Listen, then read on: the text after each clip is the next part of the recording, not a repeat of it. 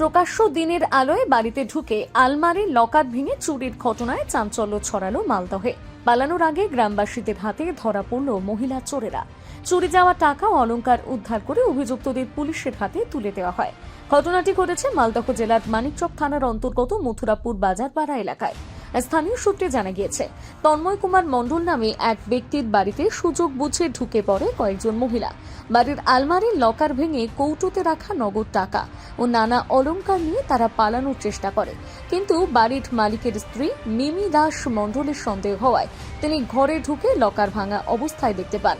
এরপরই গ্রাম জুড়ে চিৎকার শুরু হলে গ্রামবাসীরা ধাওয়া করে মহিলা চোরেদের ধরে ফেলেন। গ্রামবাসীদের হাতে উদ্ধার হয় চুরি যাওয়া টাকা এবং অলংকারের কৌটোগুলো। অভিযোগ, ধরা পড়ার পর ক্ষুব্ধ জনতা অভিযুক্ত মহিলাদের চড়-থাপ্পড় মারেন।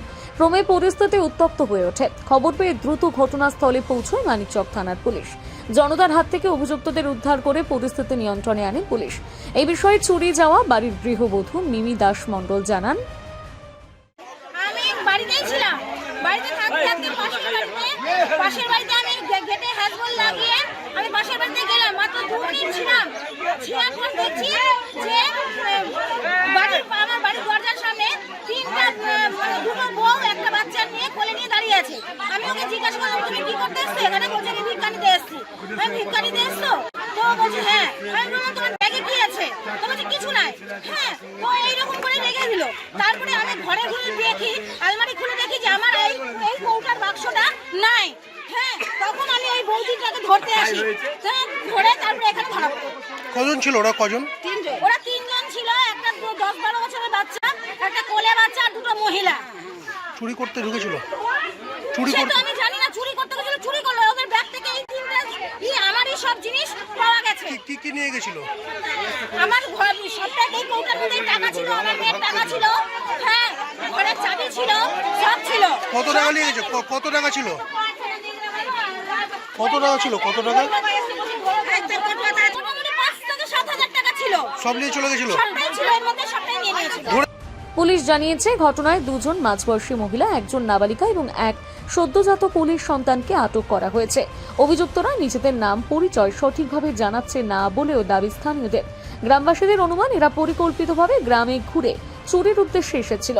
এই ঘটনায় এলাকা জুড়ে আতঙ্কের পরিবেশ তৈরি হচ্ছে। প্রকাশ্য দিনের আলোয় এভাবে বাড়িতে ঢুকে চুরির ঘটনায় দোষীদের দৃষ্টান্তমূলক শাস্তির দাবি জানিয়েছেন গ্রামবাসী এবং ক্ষতিগ্রস্ত পরিবার। এই বিষয়ে গৃহকর্তা তন্ময় কুমার মণ্ডল জানান, হ্যাঁ, ঘটনাটা সত্যি আশ্চর্যজনক এবং আশা করা যায় না যে প্রকাশ্য দিনের বেলায় এইরকম যে বাড়ি ঢুকে এরকম চুরি হয়ে যাবে। আমি স্কুল থেকে এসে আমার বাইকটা নিয়ে আমি দোকানে গেছি। আমার মিসেস ঘরে তখন সবজি কাটছিল। তার আগে ও ডিউটি করে এসে ও সবজি কাটছিল। তারপরে ইতিমধ্যে আমি দোকানে গেছি, আমার দোকান আছে, আমি দোকানে গেছি।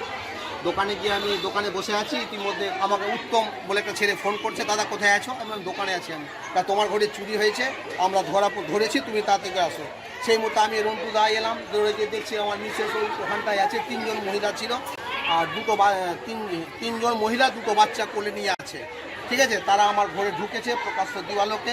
আলমারি ভেঙেছে, আলমারি ভেঙে নিয়ে চুরি করেছিল। চুরি যাওয়া কিছু জিনিস উদ্ধার হয়েছে। এখন আমরা সমস্ত ব্যাপারে ওয়াকিবহাল নয়, কী কী জিনিস খোয়া গেছে না গেছে, কারণ ঘরে তো আলমারিতে অনেক কিছুই থাকে। হুট করে তার এখন বোঝা যাচ্ছে না কী গেছে না গেছে, সেটা সময় বলবে। দৃষ্টান্তমূলক শাস্তি চাইছি। আমি অপরাধীকে নিজে জিজ্ঞাসাবাদ করেছি, তারা বলছে বাড়ি মানিকচকের গঙ্গার ঘাটের ধারে, কিন্তু না, তারা মিথ্যা কথা বলছে। তাদের মধ্যে একজন বলছে যে তার বাড়ি নাকি রাজমহল, ঝাড়খণ্ড। ঠিক আছে, আমি পুলিশ প্রশাসনের কাছে দৃষ্টি আকর্ষণ করছি, এর উপযুক্ত তদন্ত হোক এবং তার জন্য দৃষ্টান্তমূলক শাস্তির। মালদা থেকে পরিতোষ সরকারের প্রতিবেদন, নিউজ টুডে।